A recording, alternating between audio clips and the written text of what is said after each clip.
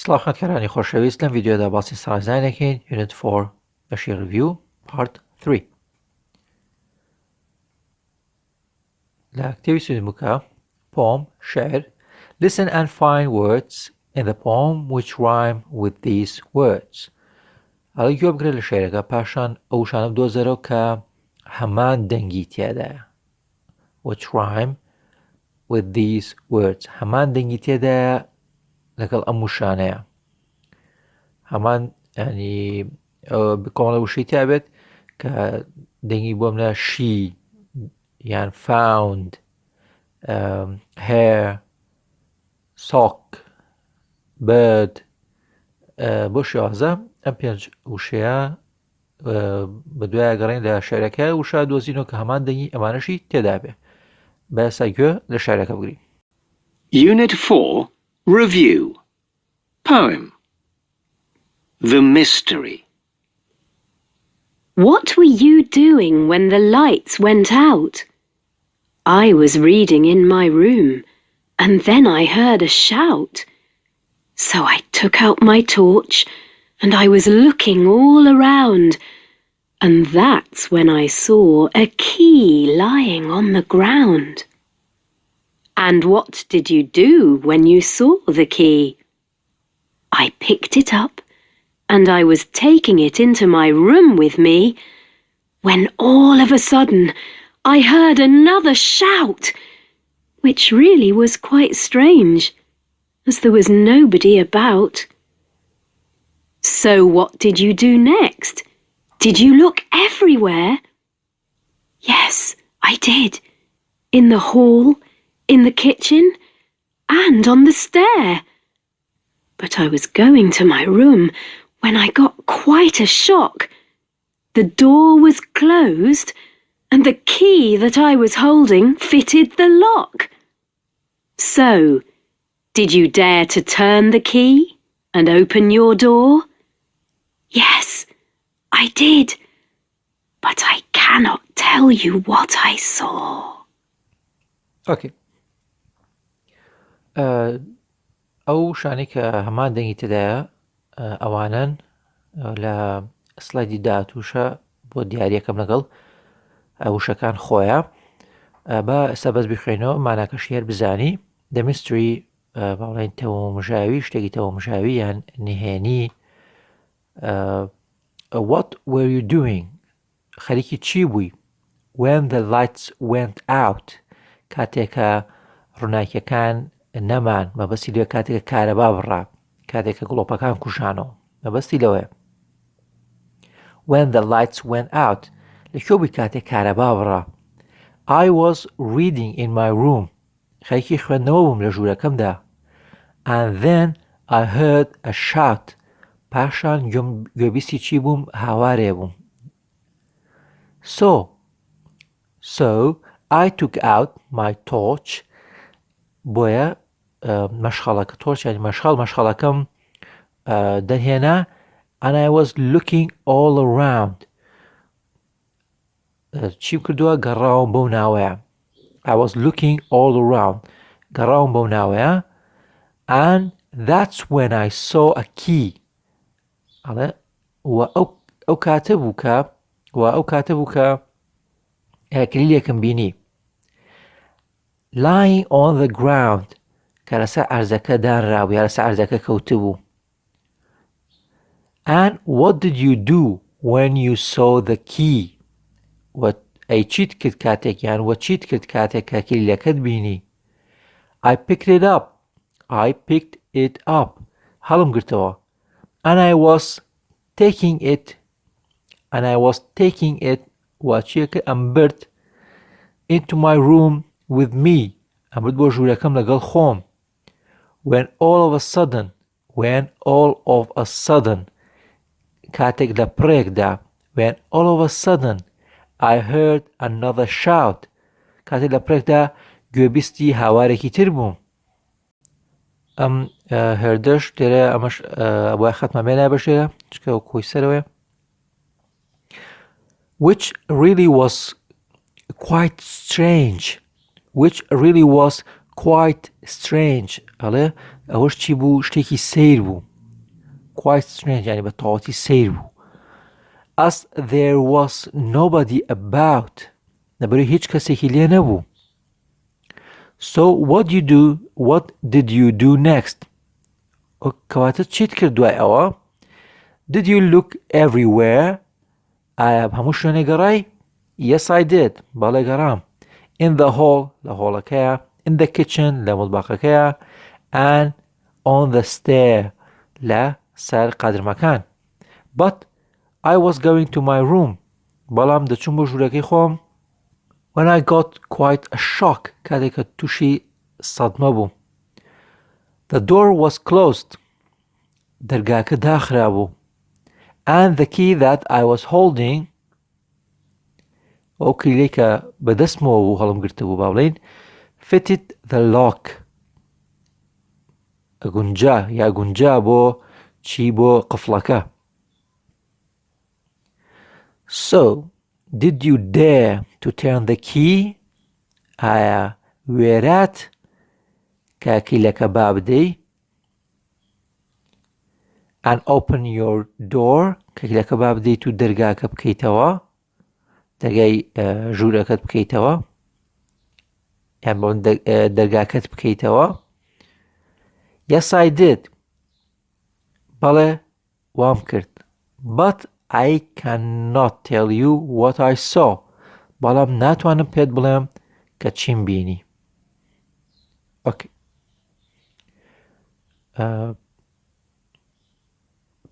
پێشەوەی بچنە سەر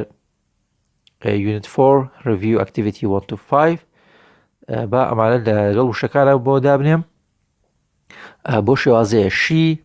چیمان هەیە لە بابەتەکەیە کی لەگەڵ می she کی me found around ground here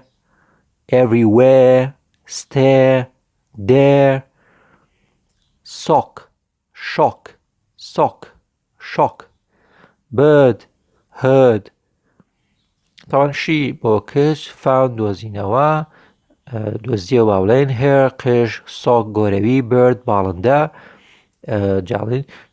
کی کلیل می من ئەراوند لەو ناوەیە گراوند سەرزەوی یان باڵێن هەر زەوی everywhere هەموو شوێنێک ستێر قادرمە دێر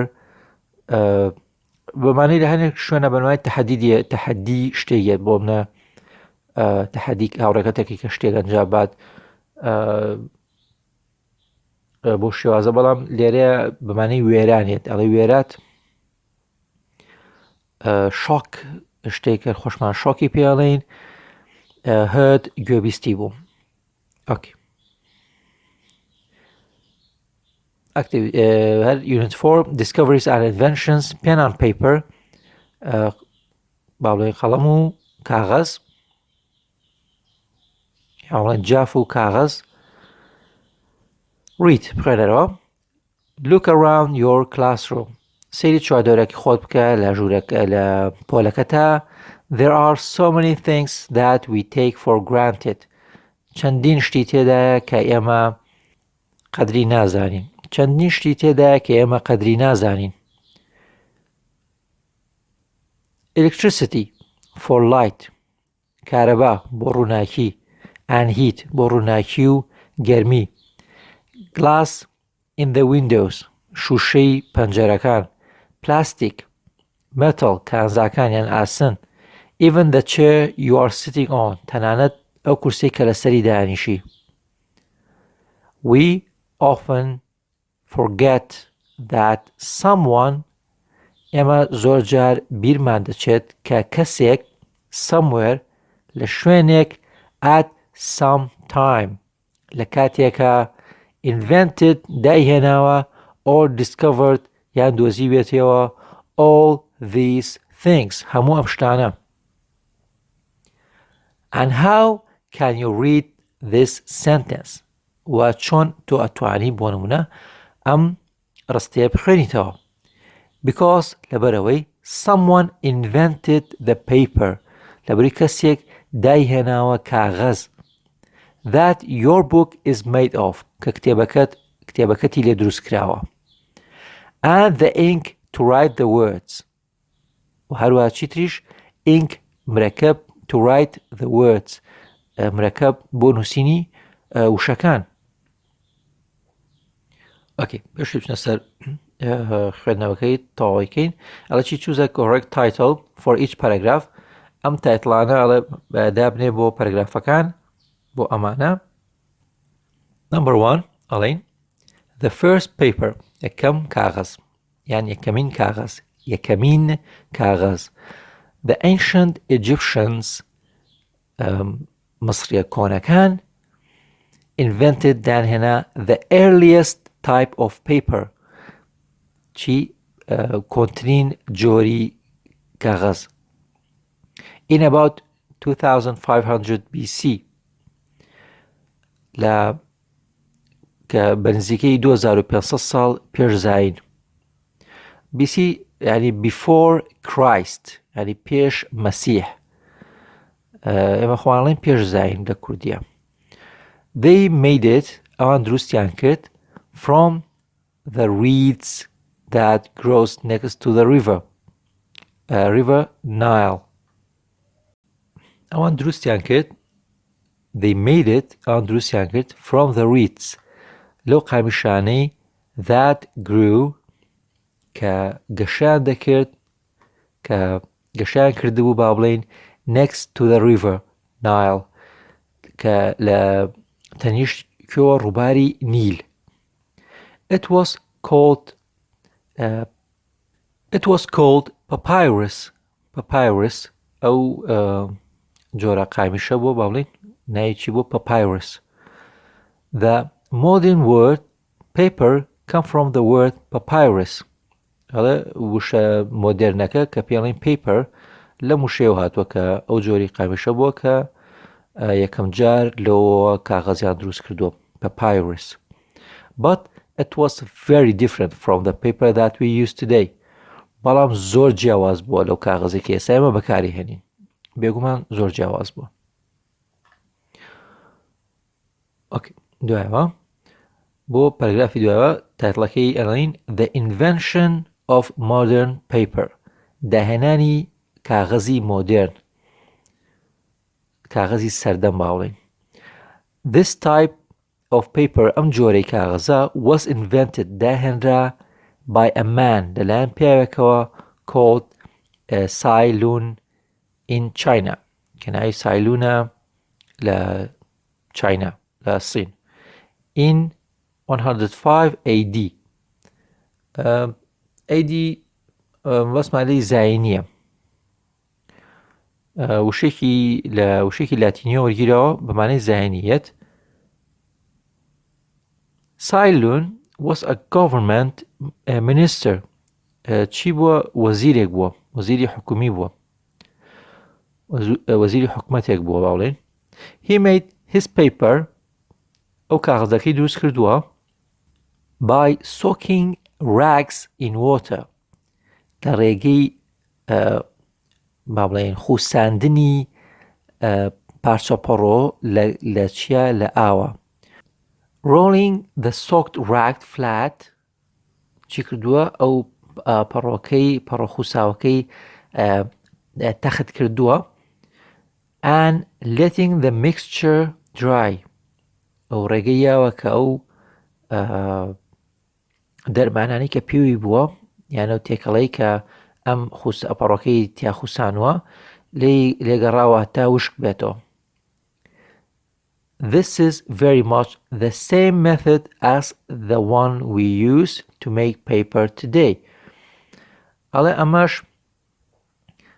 this is very much ئەمەش زۆر the same method هەمە زۆر ینی تا ڕادێکی زۆر بە هەمان شتە هەمان ڕێگایە as the one we use to make paper today وەک ئەوەی کە ئێمە بەکاری دەهێنین لەم ڕۆژگارەدا بۆ دروستکردنی کاغەز. The Chinese guarded the secret of paper making. ئەڵێ چینیەکان پاراستەویان نهێنی دروستکردنی کاغەز. The Japanese discovered how to make paper in 610 AD. یابانیەکان دۆزیانن کە چۆن کاغەز دروست دەکرێت لە ساڵی 610 زایانیە. They were the first people to make paper out of wood. ئەڵێ ئەوان یەکەمین خەڵک بوون کە کاغەزیان دروست کردووە لە چی؟ لە دار. بۆ پەرگرافی سێەم the spread of paper making یعنی بڵاوبوونەوەی کاغەز دروستکردن. The Arabs learned عرب فێربوون the secret of paper making فێربوون نهێنی دروستکردنی کاغەز from 2 Chinese prisoners لەلایەن دوو بەندکراوی چینیەوە and they started making paper in Samarkand و دەستیان کردو بە دروستکردنی کاغەز لە سەمارکاند in 751 AD لە ساڵی 751 زایانی. The art of paper making هونەری دروستکردنی کاغەز spread to Baghdad بڵاو بۆ تاکوێ بڵاو بۆ بەغداد and Damascus و بۆ بەغداد و بۆ دیمەشق and from there و لەوێوە through the whole Islamic world لەوێوە بۆ هەموو جیهانی ئیسلامی. It reached Morocco گەشتە مەغرب وڵاتی مەغریب بڵێن in 1000 AD ساڵی 1000 زایانی. And from there it spread into Europe via Spain. And from there و لەوێوە it spread into Europe بڵاو بۆ بە ئەوروپایە via Spain لەوێوە بڵاو بۆ بە ئەوروپایە لە ڕێگەی ئیسپانیا. بۆچی لەبەری مەغریب ڕێک ئەمبەری دەریای ناوڕاستە لە ئیسپانیاوە زۆر نزیکە لە جوغرافیەوانەیە لەوانەیە خوێند بێتان کە لە ڕێگەی جەبەل تاریقەوە زۆر نزیکە با بڵێن لێو گەشتۆتە ئەوروپا و بە ئەوروپا شەبڵاو بۆ تۆ. It did not reach England ئەڵێ نەگەشتۆتە ئینگلاند نەگەشتە ئینگلتەرا until the 15th century هەتاکو سەدەی 15ەم. Number 4 recent developments in paper making پەرەپێدانی نوێی لە کاغەز دروستکردنە. Nowadays لە ئێستادا لەم ڕۆژگارەدا most countries زۆربەی وڵاتان use wood زۆربەی وڵاتان دار بەکاردەهێنن to make paper بۆ دروستکردنی کاغەز. More and more زیاتر و زیاتر though we are recycling our old paper هەرچەندە باڵێن لەگەڵ ئەوەشدا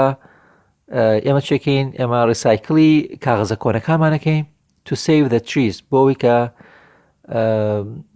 باڵێن درەختەکان بپارێزین. Do you recycle your paper at home and school تۆ دووبارە کاغەزەکانت بەکارهێنیتەوە لە ماڵەوە یاخود لە قوتابخانە؟ ئۆکێ دوایەوە لە وێنەکە تاوان بەپێی ئەمە دیارەکەین کە لە کێوە لە دەستی پێکردووە. بۆ نمونە 2500 ساڵ پێش زاین وتمان لە میسر ئەباسیەوەمان کرد لە سەرەتادا دوایەوەڵێن لە 105 زایانی لە سین لە 105 زایانی لە سین اینجا کاغەز دروستکرا بەپێی بابەتەکەمان ئەمە لێرە کە باسمان کرد. پاشان دوایەوە لێرە دیاری نەکرا بەڵام دوایەوە لە یابان لە 600دا اینجا دوایەوە لە 750 لە سەمارکاند 750 زایانی لە دوایەوە لە ساڵی 1000 تەمان دیۆیتر بۆ هەموو وڵاتانی ئیسلامی بڵاو بووە. پاشان لە ساڵی 1000 زایانی گەشتە مەغرب ئەمەش ئیسپانیا بینی زۆر نزیکن لێکەوە گەشتە مەغرب لێشۆ بڵاو بۆ بە ئەوروپای لە ڕێگەی ئیسپانیاوە. بەڵام بۆ ئینگلتەرا زۆر درەنگشتی ئینگلتەرا لە سەدەی 15ەمە گەشتە ئینگلتەراش. اوكي دوایەوە read what are you using to write with تۆ چی بەکارەهێنی بۆ نووسین are you using a pencil invented in 1564 or maybe a ballpoint pen ئایا تۆ قەڵەمڕەساز بەکارەهێنی کە داهێنراوە لە ساڵی 1564 یاخود جاف بەکارەهێنی طبعا ئەم جۆرە جافانە پێڵەن چی ballpoint pen بۆڵ بۆچی لەبری کۆتایەکەی بە تۆپێکی بچکۆلیتیایە کە ئەسوڕێتەوە مرکەبەکە ئاگەێنێتە سەری جافەکە بۆی پێڵێن ballpoint pen لاسلۆ بیرۆ تەمەن ناوەکە هەنگاریە دڵنیانی لەوەی کە چۆنە خوێنرێتەوە لاسلۆ بیرۆ was born in Hungary لەدایک بۆ لە وڵاتی هەنگاریا in 1899 he became a journalist بوو بە ڕۆژنامەنووس and noticed that newspaper printing ink dried more quickly than ordinary ink and noticed تێبینی چی کرد that newspaper printing ink کە ئینکی با بڵێ مرەکەبی گۆڤارەکە چیە بێت وشکە بۆ خێراتر dried more quickly خێراتر وشکە بۆ than ordinary ink لە چاو مرەکەبی ئاساییە he tried using it in his fountain pen هەوڵیدا بەکاری بێنێت لە fountain penەکەی خۆیان لە جافەکەی خۆیان ئەم جۆری جافە but the ink was too thick بەڵام مرەکەبەکە زۆر چڕ بوو with his brother George لەگەڵ براکەی کەنای جۆرجە a chemist کە کیمیاگەر بووە لە یان با بڵێن لە کاری کیمیایی کردووە he invented a new type of pen he invented دایهێنا a new type of pen جۆرێکی نوێی جاف the ballpoint ئەم جۆرە جافانە کە خۆمان تا ئێستا شەر بەکارهێنین the writing tip of a ballpoint is a small ball in a socket the writing tip يعني سەری نووسینەکەی of a ballpoint ئەم جۆرە جافانە is a small ball تۆپێکی پچکۆلەیە تۆپێکی زۆر پچکۆلەیە in a socket بەم بەشێڵین socket the ball rotates تۆپەکە ئەسوڕێتەوە یان دەخولێتەوە and picks up ink چی هەڵەگرێت ئەسوڕێتەوە ئەسوڕێتەوە لەمە لێرە کە مرەکەبی بۆچێت مرەکەب لەگەڵ خۆی ئاوا کە ئەسوڕێتەوە مرەکەب هەڵەگرێت picks up ink from a reservoir ئەمە ئەم شوێنی کە مرەکەبەکەی تیا هەڵگیرەوە پێڵێن reservoir بەسمان لێی شوێنێکە کە شتێکی تیا هەڵبگریت بۆ نمونە ئەو شوێنانشی کە بۆ منە ئاوی تیا هەڵەگیرێت هەر پێڵێن reservoir مەبەستی لە شوێنێکە کە ئەو مادەیەکی تیا هەڵبگریت وەکو بڵێ ئەمباری هەڵگرتنی شتێک ئیتر بۆ بنا دەریاچێکی دەستکرد بێ کاویتیا هەڵبگریت یان مەساحێکی گەورە بێ کاویتیا هەڵبگریت یان شوێنە بێ بۆ هەڵگرتنی هەر شتێک شلەمەنیەک لێرە ئەم بەشەش کە مرەکەبەکەی تیا پێڵێن reservoir the ball receives the ink هەڵە تۆپەکە لەم reservoirەوە چیەکات ئینکەکەی پێئەگات مرەکەبەکەی پێئەگات by gravity بەهۆی چیەوە ئینکەکەی پێگات بەهۆی هێزی کێشکردنی زەویەوە بۆچی لەبەری کاتێک کە تو جافەکە بەعکسەوە ئێمە باڵێن سەری لە خوارەوەیە شتی پێنووسین ئەگەر تۆزێ بەدەستەوە بیگریت یان ئەگەر هەوڵ بی بە پێچەوانەوە سەری بۆ سەرەوە بێت شتی پێ بنووسی سێرەکەی ڕێک بێژگەرەوە تۆزێکە بە تۆپەکەوەی ئەو مرەکەبە بەکارهێنی دوای یەکسەری تر مرەکەبی بۆ نایەت چکە ئێمە هەموو شتێک بۆ خوارەوە ڕە بۆی هێزی کەشکردنی زەویەوە So you can't use a ballpoint unless it's pointing downwards. بۆیە ناتوانیت کە چی بکەیت جاف بەکاربێنی ئەم جۆرە جافانە ئللا بە سەری بۆ خوارەوە بێت ئەنجا بتوانی بەکاری بێنی. When the pen is not in use کاتێک کە جافەکە بەکار ناهێنرێت the ball is not moving تۆپەکە ناسوڕێت. It seals the end of the reservoir. ئەوە شوواکە کە چی بێت مرەکەبەکە بپارێزێت یان بیپارێزێت لەوەی کە هەمووی لەم دیۆنێتە دەرەوە چکە ئەو تۆپەکە ناجوڵێت تاکو هەر بجوڵێت و هەر مرەکە بێتە دەرە وشک بێتە بجوڵێت و هەر مرەکە بێتە دەرە بۆ شێوازە ئەڵە کاتێککە بەکاری نایانی چی نابێت تۆپەکە ناسوڕێت بۆیە مرەکەبەکەی ناوی ئەمێنێتەوە. هەروەها بۆ چیش ئەڵە چی it seals the end of the reservoir ئەڵە قفلی یان دای دەخات بەشی ئەم دیوی ئەم ڕێزڤوارەکە and stops the ink from evaporating هەروەها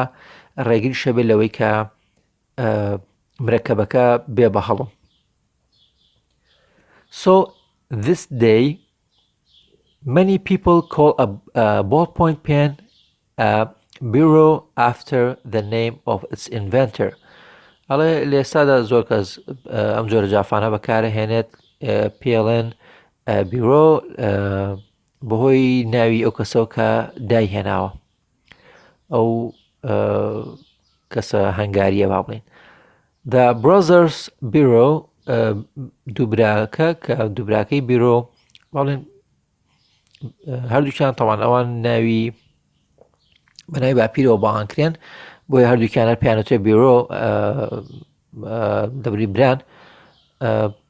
بەڵام هەرێکیان و ناویکی تایبەت بەخۆی هەیە بۆیە ئەو دووبرایە move to Argentina ئەو دووبرایە چیان کردووە باریان کردووە بۆکوێ بۆ ئەرجنتینا ڕۆشتن بۆ ئەرجنتینا in 1943 and Laszlo died in 1985. لاسلۆش مردووە لەکەیە لە 1985. The Argentinians celebrate Inventors Day on September 29th. ئەڵێ ئەرجنتینەکان ئاهەنگە گێڕن ئاهەنگی ئەو داهێنەرانە ڕۆژی داهێنەران لەکەیە on September 29th لە 29 سپتەمبەرە. The date of his birthday ڕۆژی لەدایکبوونی داهێنەرەکە باڵێن. Okay. Find words that means ئەڵێ ئەو شام دۆزەرەوە کە مانای هەیە مانای چی هەیە ئەمانە. Someone who works for a newspaper کەسێک کە لە ڕۆژنامە لە گۆڤارێکا ئیشتەکە یا لە ڕۆژنامەیەکا ئیشەکات چی پێڵێن ئەڵێن journalist. وشەیە کە مانای چی بێت goes round and round شتێکەوە بسوڕێتەوە بخورێتەوە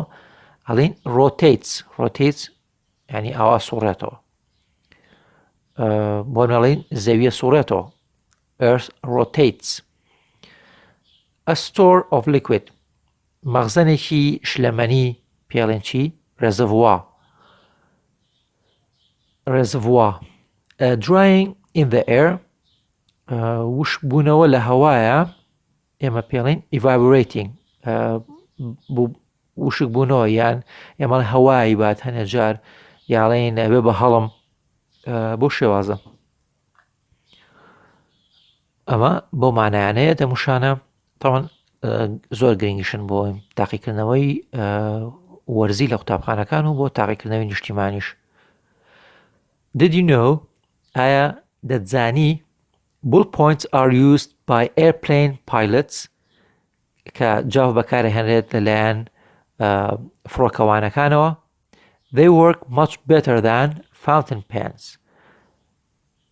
when planes are flying high. زۆر باشتر کار دەکەن لە چاو فاونتن پێنەکانە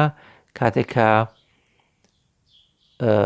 فڕۆکەکان بەرز دەفڕن. تاوان بۆڵپۆینتەکان ئەو جۆرەجافانی کە خۆمان بەکارین لە ڕۆژانەیە ئەو جۆرەیانە و بەڵام فاونتن پێنەکان ئەمەش لای خۆشمان هەیە ئەو جۆرە جافانەیە کە ها سەری جافەکە تۆزێک پانە و ئەنجا سێگۆشەیە زیاتر لە بۆ نووسینی خەتاتی و شتیوە بەکاریهێنن ئەم باسیەوە کا دەڵێ جافی ئاعتیادیەکان بەکارێنن باشتر چکە باشترێکە لە حاڵەتی بۆ فڕۆکەوانەکان چکە کاتێکە زۆر بەرزەفرن ئەو جافێت تر گونجاو نییە کێشیان بۆ دروستەکات هۆکارەکەشی ئەوەیە کە ئاڵێت فاونتن پێنس ئەو جۆری جافانە گونجاو نییە لەناو فڕۆکەوانەکانە بەکار ناهێنرێت چکەڵە کاتێک کە شوێنی ساقتارەکان بە فڕۆکەوانەکان ئەگەر لە فیلمشتیوا بینیوتە شوێنێکی داخراوە هەمووی دوگمە و شتی کارەباییت هەیە ترسیەوان هەیە کە ئەو مرەکەبەی ناو ئەم جۆرە جافانە بێتە دەرەوە و بێتە هۆی دروستکردنی شۆرتی کارەباوشتیوە لە دوگمەکانە بۆچی لەبری لە ناو تیارە زەختی هەواکە گۆڕێ خاستن لەو بەرزایی زۆرە کاتێک بۆ یاڵێت when planes are flying high کاتێکە فڕۆکەکان بەرز دەفرن زەختی هەواکە گۆڕێت ئەمەش بێتە هۆی کە ئەم جۆرە جافانە گونجاو نەبن و وای لێت مرەکەبەکەی بێتە دەرەوە بە بێوەستان بۆیە بەکاری ناهێنن و جافی ئاسایی بەکارەهێنن ئۆکەی تیارە بەسە بۆ ڤیدیۆ هیوادارم سوودی بوو بێت بە هیوای کاتێکی خۆش خواتان لەگەڵ